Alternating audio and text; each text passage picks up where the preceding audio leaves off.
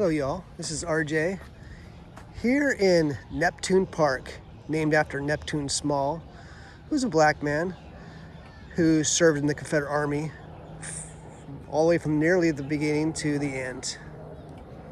You can read about his life right here. I'll talk about it in just a moment. Neptune Small. This whole park, this whole area was part of his land that was given to him by his family he lived with. This park right here, named after Neptune Park. They named after him. This is right here on St. Simons Island, right on the edge of the Atlantic Ocean. In fact, you see the Atlantic Ocean right here, and this is St. Simons Island Pier.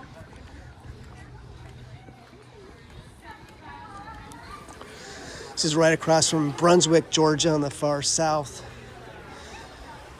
southeastern side of the state of Georgia. Really not too far from the Florida state line. It's a beautiful area. Today is a beautiful day. The weather's just about perfect. It's February 2025, and I'm in shorts right now. Really pleasant. But this island right here is named after Neptune Small. He was born enslaved. But when the war broke out in 1861, he was the manservant of one of the boys who went off to war. He was very, very close friends. They're nearly identical in age. They grew up together. They were very close friends. And he followed him everywhere in all those major battles, like the Battle of Sharpsburg. And during the Battle of Fredericksburg, his friend was killed, and he risked everything, all the bullets and everything else, to go try to find the body of his friends. And he did. He looked over the bodies, he found the bodies, he talked to the Confederate officers, he was able to retrieve the body, and they made a pine box. And he ended up accompanying the body of his friends all the way here, hundreds and hundreds and hundreds of miles. And saw the family. They gave him a burial, gave him a temporary burial, and then later on gave him more of a permanent burial.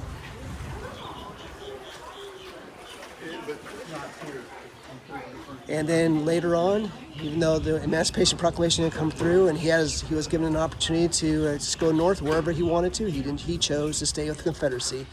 And he served the other brother in the King family and saw many, many other battles. He stayed with the Confederacy all the way to the very end. Afterwards, he could have moved anywhere, but he chose to live with the King family as a free man. It's very, very commonplace. He stayed there for all those years, his whole life, and in appreciation, that family gave him this land. And this land was part of Neptune Small's property. And then later on, he stayed with them all the way until the point of his death.